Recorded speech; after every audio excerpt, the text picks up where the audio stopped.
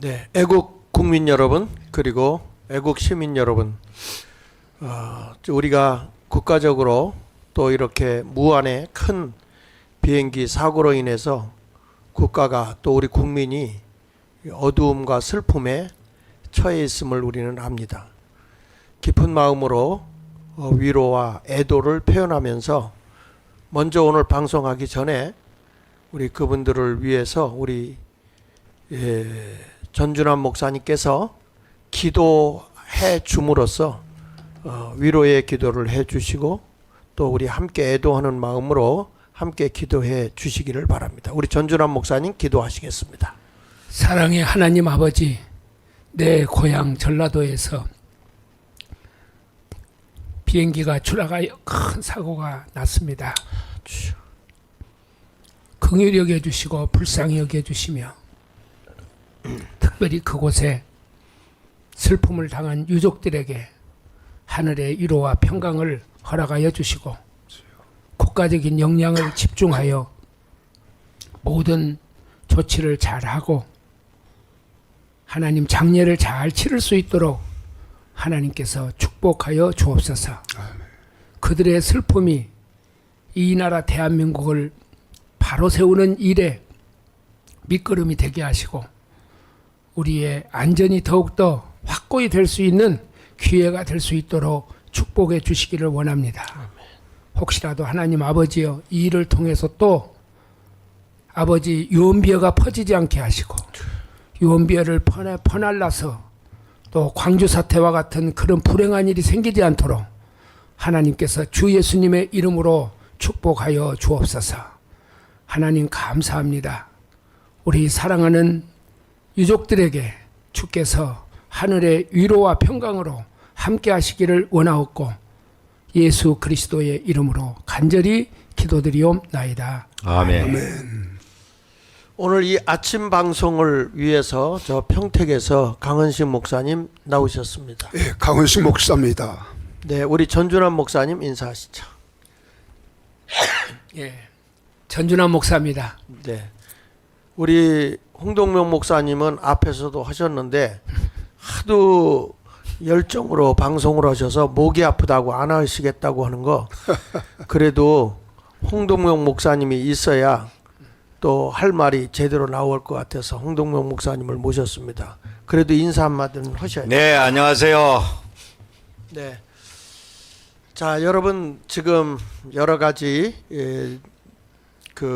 이 무한의 그 비행기 사고로 인해서 큰 슬픔을 당하고 있는 분들에게 위로의 말을 뭐 한다고 해서 위로가 되겠습니까?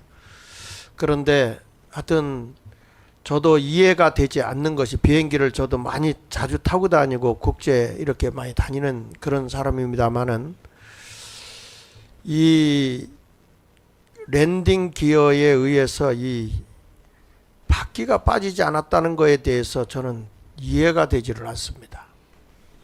근데 그게 빠지지 않으면 줄을 당기면 이게 자동으로 안 될 때는 수동으로 빠지게 되어 있는데 그리고 또 하나는 우리가 이 비행기가 착륙하려고 그러면 랜딩 기어를 먼저 내리지 않습니까? 예. 그러잖아요. 그러면 그게 안 내리면 비행기가 내리질 않습니다. 그리고 엔진이 고장났다 하는데 새로 인해서 그러면 엔진이 하나가 달려 있는 게 아니잖아요. 날개 여러 개가 달려 있어서 어느 정도는 이렇게 달릴 수 있고 그렇게 바퀴가 안 빠졌을 때는 거기서 서서히 속도를 낮추고 그리고 바다에다가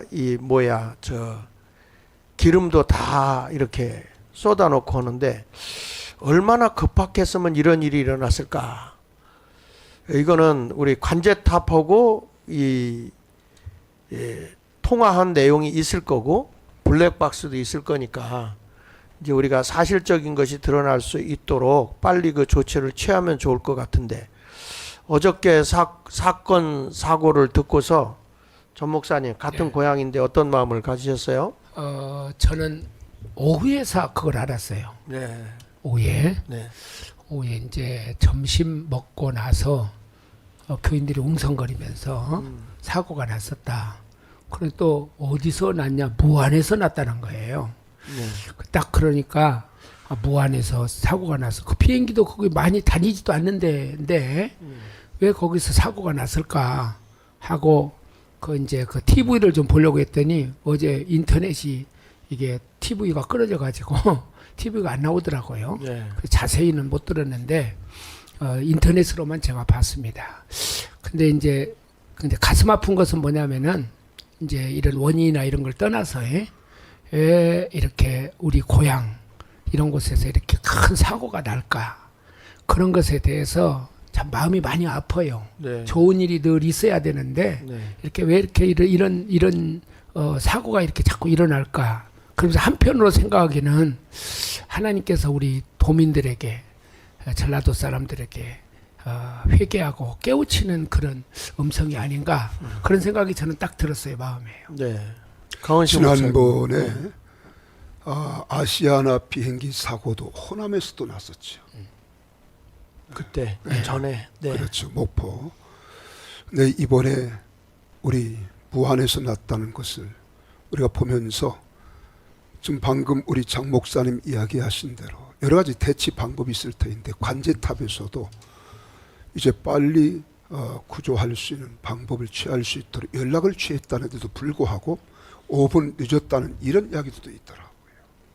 네. 그러니까 이번에 이것이 인재인지 또 아니면 천재인지 또 여러 가지 설이 많이 있지만은 속히 이번에 사고를 당한 가족들 정말 위로 받으시고 또 우리 온 국민들이 이번에 하나가 되어서 대한민국을 다시 살리는데 귀한 역점을 두었으면 좋겠다 하는 생각을 해요. 홍 목사님, 지금 우리나라 탄핵으로 인해서 그 행정부가 거의 무정부 상태까지 이르렀고 그러다 보니까 이런 것도 어떤 빨리 조치를 하는데도 열심히 한다고 하지만은 참 이런 공백이 일어나지 않은 건가 이런 생각도 들거든요. 목사님 생각은 어떠신가요?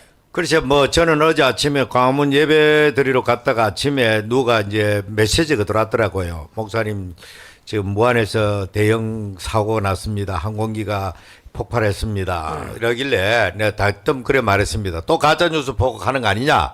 하니까 아닙니다. 하도 이제 가짜뉴스 많으니까 느닷없이 이제 아침에 그런 항공기 떨어졌다 하니까 그런 있었는데 나중 보니까 사실이고 최종적으로는 거의 다 돌아가시고 그래 됐는데 참 이런 국가적인 대재난 아니겠습니까? 이게 대재난이면은 신속하게 정부가 합동조사반과 대책반을 구성해 가지고 또 이렇게 모든 유가족들을 대책하는 모든 문제가 일사불란하게 움직여야 되는데 나라가 지금 대대행 체제로 가다 보니까 지금 물론 대대행께서 아주 강단 있는 그런 분으로 지금 평가받고 있고 신속하게 대처하는 것 같은데 아무래도 그래 원래 계셨던 대통령의 입장과 같겠습니까? 모든 면에.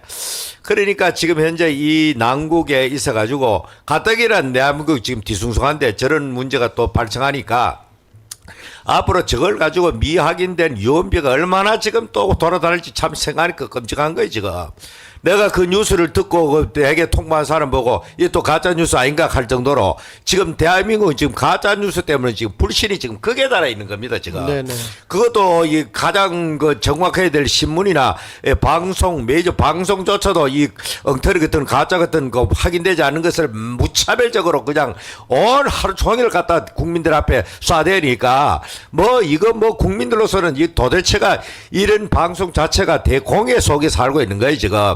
그러니까 국민이 전체가 불신의 풍조에 빠져 있고 믿지 못하는 상황에 빠져 있습니다. 그러니 지금 이런 것도 앞으로 제발 좀 유언비어는 생산해내지 말고 정확하게 좀 규명해가지고 정확한 팩트 있는 그런 것만 보도되었으면 참 좋겠습니다. 음모론 또 이리저리 해가지고 이쪽이든 저쪽이든 간에 이런 걸 가지고 이렇게 자기의 정치적 목적으로 이용하는 그런 사람이 없었으면 하는 그런 바람입니다.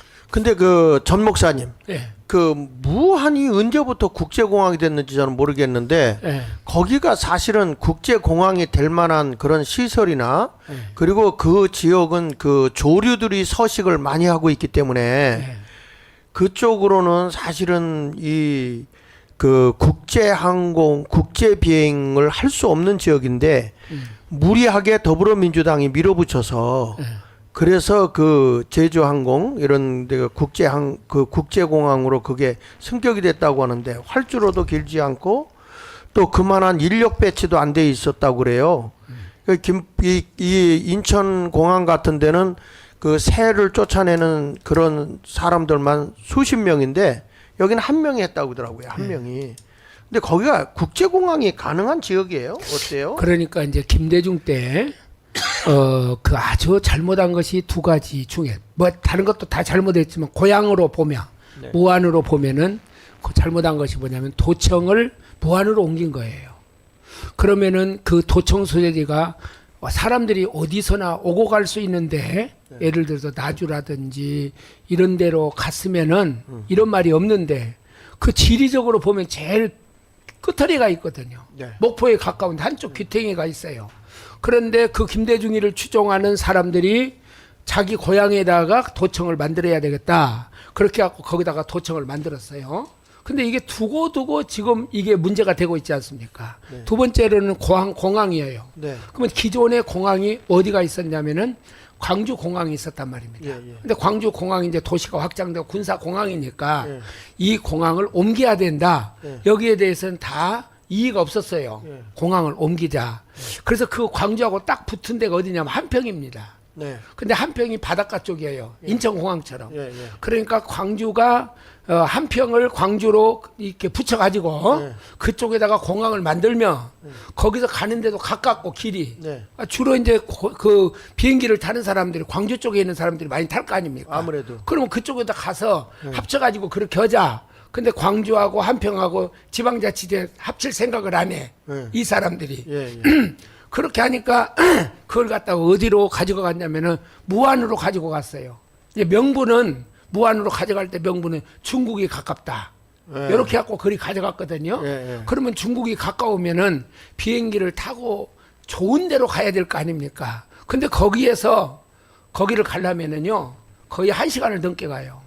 그러니까 광주에서 무안 무안까지 가려면. 가려면 1시간을 넘게 가니까 예. KT 타고 올라오는 게 더 빠르겠네요. 그렇죠. 서울로 올라오는 것이 빨라요. 그러니까요. 차라리. 예. 그렇게 하니까 거기다 국제공항을 만들어 놓고 예. 그러니까 국제공항의 기능이 없어지니까 사람이 오고 가지 않을 거 아닙니까? 네네. 그러니까 뭐 거기는 고추 말리는 고향이다. 이렇게 해갖고 소문이 났잖아요. 왜? 비행기 승객이 적으니까. 그렇게 해서 굉장히 이게 잘못된 그런 그 공항으로 우리나라에서 그리고 적자가 투성이고 그러니까 사람이 배치가 잘 안 되고 그래서 제 생각으로는 이렇게 사고가 안 날 사고가 지금 난 것 같아요. 안 날 사고가 난 것 같은데 그 사고의 원인이 뭐냐 그러면은 공항 관리가 굉장히 허술했다. 왜? 사람이 오고 가지 않으니까 그랬다는 생각이 저는 개인적으로 드는 거예요. 그래서 뭐 여러 가지 얘기들이 막 얘기가 돌아요. 그런데 그 윤석열 대통령께서 이제 비상계엄도 선포했지만 비상계엄 선포하기 전에 이분이 계속 연설할 때마다 반국가 세력에 대한 말씀을 굉장히 많이 했거든요. 근데 2024년 8월 19일에 그 국무회의 때도 그 연설한 내용을 보면 그 허위 정보와 가짜 뉴스 유포, 사이버 공격 뭐 이런 것들인데 한번 좀 그 내용이 있으면 한번 틀어주면 좋겠어요. 그래서 보면 거기에 그 자유민주주의 체제를 위협하는 반국가 세력들에 대해서 얘기를 하는데 요거 한번 동영상 있나요? 연설하신 거? 네. 지금 이게 국무회의 때 2024년 8월 19일 한번 좀 띄워줘 보시죠. 현재 우리는 전 세계에서 가장 무모하고 비이성적인 북한의 도발과 위협을 마주하고 있습니다. 북한 정권은 주민들의 비참한 삶을 외면한 채 핵과 미사일 개발에 몰두하고 있습니다. 최근에는 GPS 교란 공격과 쓰레기 풍선 살포 같은 저열한 도발도 서슴지 않고 있습니다. 우크라이나 전쟁과 중동 지역 분쟁에서 보다시피 전쟁은 언제든 일어날 수 있습니다. 전쟁의 양상도 과거와는 많이 달라졌습니다. 정규전, 비정규전, 사이버전은 물론 가짜 뉴스를 활용한 여론전과 심리전이 혼합된 하이브리드 형태로 진행되고 있습니다. 예, 여기서 잠깐만 멈춰주시면 이렇게 보면 허위 정보와 가짜 뉴스, 그 다음에 사이버 공격, 그리고 이제 드론으로 인해서 쓰레기도 막 오고 그렇게 하는데 이번에 보니까 그 혹시 그 강 목사님, 그 중국에서 만든 드론 가운데 새로 이렇게 날개짓 터며 가는 드론 있다는 거 들어보셨어요? 저는 아직 못 들어봤는데. 못 들어봤어요? 그거 한번 그 유튜브에서 찾아서 한번 좀 띄워줘 볼래요? 그 새 드론 그거 들어보셨어요? 나도 처음 들어봐요. 처음 들어봐요? 네. 홍 목사님. 네, 저도 처음 들어봐. 그래요? 예. 아이고 이거 구시대에 살고 계시구만. 이게 새 드론이 이게 날개짓을 하면서 드론이 가는데 이게 기장이 그게 와서 이렇게 충돌을 하고 거기다가 뭐 폭탄 같은 걸 달아서 그걸 폭파시켜도요. 기장은 새로 보지 드론으로 보질 않는다는 거예요. 예. 근데 뭐 여러 가지가 있는데 그 네이버에 들어가서 새 드론 하면 쭉 나와요. 그렇게 한번 이거 띄워 올려 보실래요? 그 밑에 거. 이제 이게 새 드론인데, 네, 새로 생겼어요? 예, 저런 식으로 날개짓을 하잖아요. 예, 저게 드론이에요. 저게 드론입니다. 그 하늘 높이 날아가 가지고 저렇게 가서 그냥 비행기 안으로 들어가 예, 버리죠. 비행기 안으로 들어가서 그러니까 기장이 볼 때는 이거는 새에 의해서 문제가 됐다 이렇게 할 수 있죠. 저거 보세요. 예. 육안으로 식별하기가 식별하기가 상당히 어려워요. 어렵네. 네, 저 이런 드론이 중국으로부터 엄청나게 들어오고 있거든요. 그러니까 이게 보면은 사이버 공격도 있지만 자유민주주의를 체제를 이렇게 위협하는 반국가 세력들이 이런 것들이 있단 말이죠. 참 그런 걸 보면서 그래서 이번에 이제 이게 우리가 큰 문제들이 있지 않나 이렇게 해서 이런 것 때문에 그 여러 가지 얘기들이 많이 나오기 때문에 우리는 분명하게 이 관제탑하고 주고받고 한 내용을 빨리 공개를 해야 되고 이게 조작이 되지 않도록 해야 될 거라고 생각을 합니다. 뭐 물론 블랙박스가 있으니까 조작하기는 어려울 거라고 생각하는데 계속 좀 들려주시죠. 이러한 상황에서 군과 민간의 영역을 명확하게 구분하기 어려운 만큼 모든 구성원이 하나로 힘을 모으는 국가 총력전 태세가 필요합니다. 먼저 허위 정보와 가짜 뉴스 유포, 네. 사이버 공격과 같은 북한의 회색지대 도발에 대한 대응 태세를 강화해야 합니다. 그러니까 저렇게 윤석열 대통령은 다 내다보고 있어요. 이게 사이버 공격이 있을 거다 이런 대응 태세를 해야 된다. 그 다음에 계속요. 우리 사회 내부에는 자유민주주의 체제를 위협하는 반국가 세력들이 곳곳에서 암약하고 있습니다. 네. 여기서 보면 그 반국가 세력들에 의해서 자유민주주의 체제를 위협하는 세력이라고 그랬거든요. 자유민주주의. 네, 요거를 이따가 좀 한번 다시 다뤄보겠습니다. 계속하시죠. 사회 내부에는 자유민주주의 체제를 위협하는 반국가 세력들이 곳곳에서 암약하고 있습니다. 북한은 개전 초기부터 이들을 동원하여 폭력과 여론몰이 그리고 선전선동으로 국민적 혼란을 가중하고 국론 분열을 꾀할 것입니다. 이러한 혼란과 분열을 차단하고 전 국민의 항전 의지를 높일 수 있는 방안을 적극 강구해야 합니다. 네, 거기까지 이제 다 나왔으니까 거기까지 보고 첫 번째로 이제 우리가 보면은 넘겨주시면요. 여기 첫 번째 보면 연설하는 가운데서 반국가 세력인 자유민주주의 체제를 위협하는 세력이라고 얘기를 했어요. 근데 우리가 지금까지 이번에 이 윤석열 대통령이 그 비상계엄령을 선포하면서 이 입법부의 독재로 인해서 행정부가 마비되어 있잖아요. 이번에 사고 나는 것도 보면 행정부가 완전히 탄핵 29건을 당했잖아요. 그러니까 뭐 이거 상권 분립이 입법부 하나가 국회가 행정부하고 사법부를 마비시켜 버렸단 말이에요. 그러니까 이런 것을 보면은 자유민주주의 체제를 위협하는 반국가 세력이라고 하지 않을 수가 없어요. 그래서 왼쪽에 상권분립 원칙 무시, 행정부의 권한 제한, 대통령까지도 지금 뭐 합법적으로 한 비상계엄령을 내란이라고 하는데 사실은 내란은 더불어민주당 아닙니까? 더불어민주당이죠. 그러니까 우리는 내란을 넘어서 반란으로 지금 이제는 나아가고 있는데 사실은 무정부 상태 아니겠어요? 네. 입법부가 사법부도 다 무너뜨렸고 행정부도 무너뜨렸고 우리 대한민국의 수장이신 대통령을 탄핵시키고 또 뿐만 아니라 대행까지도 탄핵시켰는데 지금 이번에도 사실은 이게 행안부에서 안전 문제에 대한 이것 좀 잘해야 될 거거든요. 그런데 지금 행안부 장관도 이번에 탄핵을 당했잖아요. 탄핵은 아니고 그냥 사표를 냈고 행안부 장관은 예, 지난번에 탄핵을 했다가 이제 물러났고 그 다음에 이제 이번에 보면 이제 이게 국토부 관할이니까 아무래도 국토부에서 이제 움직여야 될 거라고 저는 생각을 하는데 저기 두 번째 보면 우리 홍 목사님 예. 사법권의 독립 중립성 침해 사법부 통제 판사 선출 법안 발의 다수당이 재판부까지도 막 지정하고 지금 그거 자기네 뜻대로 안 된다고 지금 막 탄핵으로 몰고 가고 그렇죠. 있잖아요. 지금까지 뭐 준사법기관이라 할 수 있는 검사는 많이 탄핵시켰고 이제 최종적으로 이 판결하는 판사에게까지 탄핵으로 지금 협박하는 그런 상태에 있죠. 네. 한마디로 말해서 자기에게 불리하게 할 만한 그런 사람들에 대해서는 사정없이 저런 칼날을 들이대면서 지금 대한민국을 완전히 그냥 정부뿐만 아니고 사법부까지 입법부가 완전 장악하는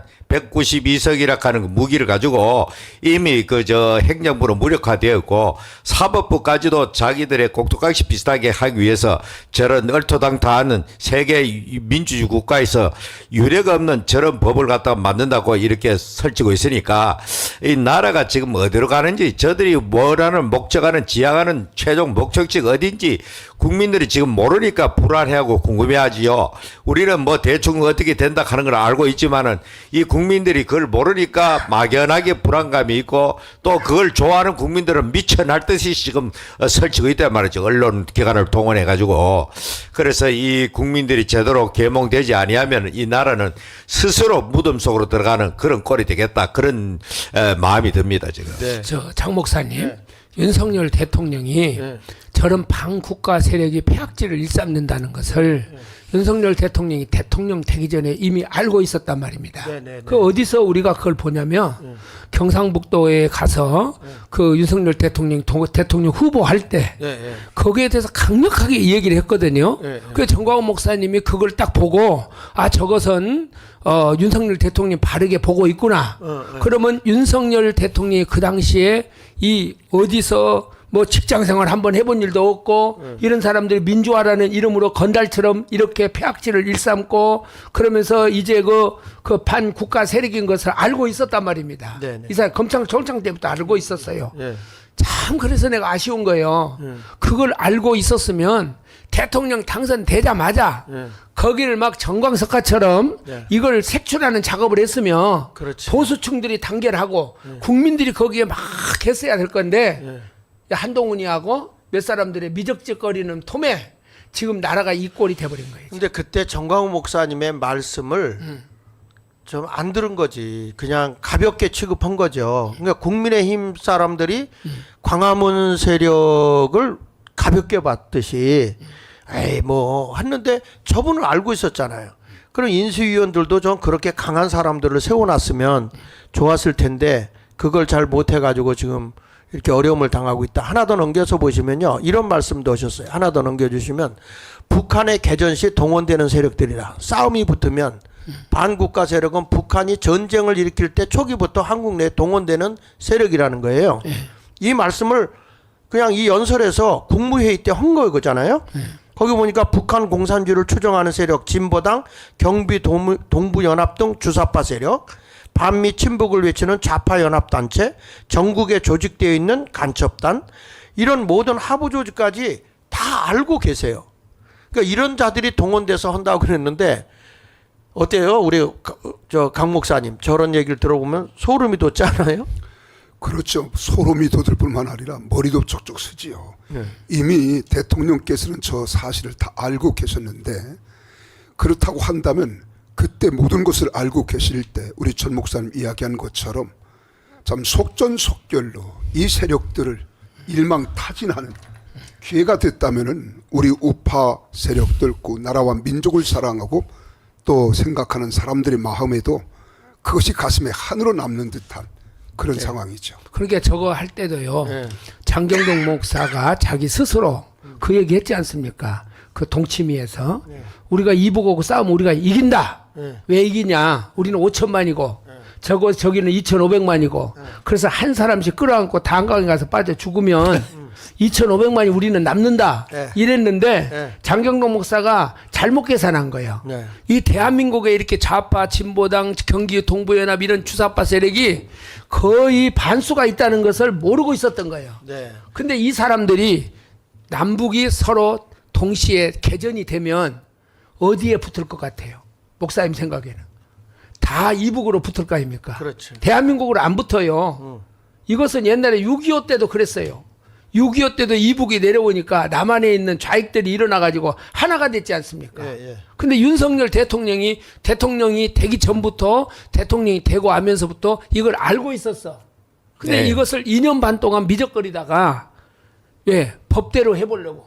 그러니까 그 당시에 뭐 사람 잘못 본다고 우리 누차 말했고 결국에는 검찰 조직이 있을 때 본인이 검찰총장하고 또 뭐 저 박근혜 특검 할 때 특검보로 할 때 그 추정했던 그 라인에 있던 사람들 한동훈, 이원석 이런 사람들을 이제 조린이 대통령이 되니까 법무장관 세우고 검찰총장 세워가지고 자기의 뜻에 따라서 이렇게 집행해 주기를 아마 바랐을 겁니다. 그런데 세월이 다 가도록 사실 대통령이 직접 그런 걸 가지고 지시할 수는 없거든요, 법적으로. 그거는 검찰총장만이 그렇게 움직일 수 있고, 검찰총장에게 법무장관만이 그걸 갖다 지휘를 할 수 있다, 이 말이죠. 그런데, 이걸 뭐 아마 그렇게 했는데도 불구하고 한동훈과 이원석 이 투톱 체제가 완전히 세월 다 보내버리고, 결국 나라를 이 모양 이 꼴로 지금 전락하는 위기까지 온 거죠.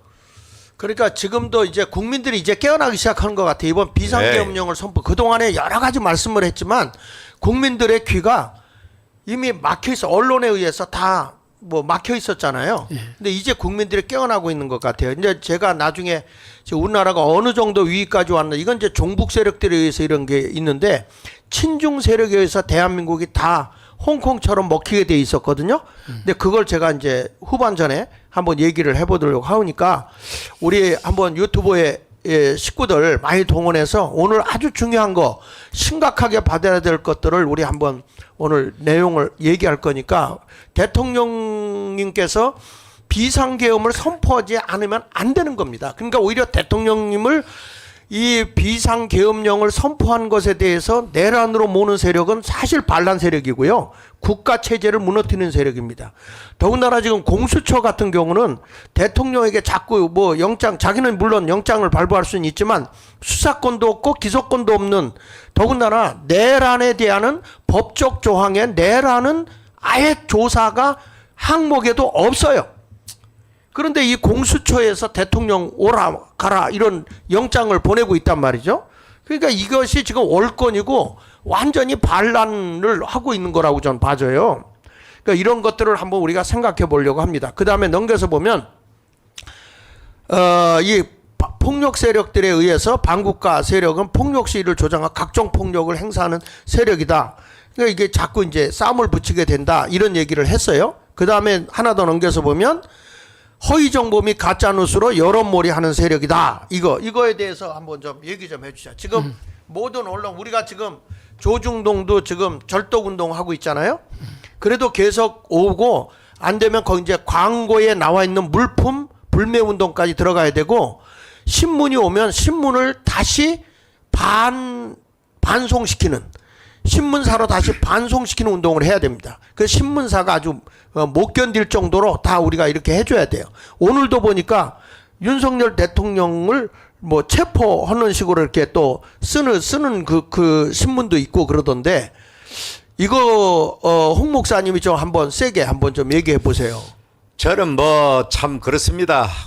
제가 광화문에서도 그런 이야기했지만은 저는 중학교 때부터 조선일보 애독자였습니다. 그걸 보고 이렇게 성장하고 자라면서 제 나름대로 식견도 많이 불어났는데 고마운 이 조선일보가 언제까지나 이 자유우파의 대변지가 되어줄 것 같았던 그 조선일보가 오줌 와가지고 박근혜 탄핵 때도 그랬지만은 이렇게 우리를 배신하고 말이죠. 탄핵에 앞장서는 그런 신문으로 전락하고 그뿐만 아니고 그 새 삼총사 있잖아요. 소위 말하는 조중동. 뭐 어떤 사람은 조중동이 사람 이름인 줄 아는 사람도 있던데 이 조중동이라는 이 세력이 대한민국 언론계를 약 한 70% 정도 장악하는지 모르겠는데 이 사람들이 해가지고 국민이 지금 인질로 잡혀 있는 겁니다. 더군다나 이 보수 우파 국민들이 그 전부 다 구독하지 않겠습니까? 구독하는 그 신문이 보수 우파의 사랑을 받고 있었는데 한마디로 보수 우파 국민들이 짝사랑한 거예요, 짝사랑. 잠깐만요. 구독 취소 전화번호 좀 한번 올려줘 보세요. 네, 계속 말씀. 저것들은 그냥 우리를 이용만 했고 결정적인 시기에 좌파 쪽에 서가지고 오히려 자기들이 앞장서서 탄핵을 이렇게 선동하고 이렇게 하고 있는데 정말로 가슴 아프고 한심스럽고 지금이라도 우리 국민들이 저런 신문에서 벗어나야 됩니다. 그래야 모든 사물을 보고 이래 국가의 정세를 보는 일에 객관성을 가지게 됩니다. 그런 건전한 지금 자유우파 유튜브도 많고 특별히 우리 자유일보 같은 신문은 나름대로 정확하게 지금 전국을 갖다가 그렇게 대하고 있으니까 우리 국민들이 저 조중동의 폐해로부터 하루빨리 벗어날 수 있도록 우리 국민이 광화문 광장으로부터 시작해가지고 대대적인 운동이 일어나가지고 다시는 저는 못된 짓거리 할 수 없도록 그렇게 우리는 이번 기회를 통해가지고 회초리를 들고 저것들을 갖다가 이렇게 초달을 해야 되는 것입니다. 그렇지 않으면 국민들에게 무슨 해악을 끼칠 신문인지 모릅니다, 저게. 네네. 국민들이요. 예. 그전에는 무슨 얘기가 나오면 이거 신문에 났어 그랬잖아요. 예. 방송에 났어. 그거 다 믿은 거예요. 그렇죠. 다 신문에 믿죠, 나고 그게. 예. 방송에 났다고. 근데 지금 누가 조선일보를 믿습니까? 중앙일보는 더 하잖아요. 동아일보를 누가 믿어요, 이거요. 우리가 예를 들면 네네. 지난주 같은 데도 그 어마어마한 사람이 모여서 광화문에서 집회를 했지 않습니까? 네네. 근데 그 앞에 멀리 있는 것도 아니고 바로 그 앞에 조선일보 있고 동아일보. 그다음에 동아일보 있고 있지 않습니까? 안 나오잖아요. 그렇죠. 어마어마한 그런 집회를 하는데도 불구하고 이 사람들이 안 나와요. 그래서 왜 이렇게 되었는가 하고 이제 내가 쭉 살펴보니까 김대중 때 모든 원인이 김대중이에요. 김대중이 때에 그 김대중 정부를 하면서 그 이북에 각 기관의 모든 편집국장들을 이북에다 요청을 해가지고 초청을 해달라. 그래서 남한에 있는 편집국장들을 다 이북으로 초청했다는 거예요. 다. 그때 박지원이가 데리고 갔다는 겁니다. 박지원이 그 당시 문화부 장관이었어요. 그 당시에. 예. 그렇게 다 갔다 와가지고 거기 갔다 와가지고 신문이 다 변해버린 거예요. 그 종북 세력이 된 거네. 그때부터. 예. 그렇게 하면서 거기 갔다 와가지고 그러면서 이제 뭘 받아들였냐면은 언론 노련 민노총에서 보내는 예. 이런 언론 노련의 사람들이 다 침투해가지고 뭐 지금 조선일보가 됐건 중앙일보가 됐건 동아일보가 됐건 간에 이 사람들이 우파를 위하는 척 하면서 이 우파를 무너뜨려요. 예. 그러니까 우파 피를 빨아서 네. 회사가 컸잖아요. 예. 그런데 지금 와서 우파를 죽이는 역할을 하잖아요. 그러니까 이게- 여기 구독 취소가 나오잖아요. 예. 그래서 일단은 우리가 여기 지금 구독하고 있는 사람들 6,188명 들어왔잖아요. 예. 이 사람들이 이거 신문 보는 사람은 오늘 당장이라도 다 취소를 해야 돼요. 예. 행동을 안 하면은 변화가 안 일어나거든요. 그런데 취소를 해도 이게 온단 말이야. 예. 그럴 때는 반송으로 시켜야 돼요. 반송. 네.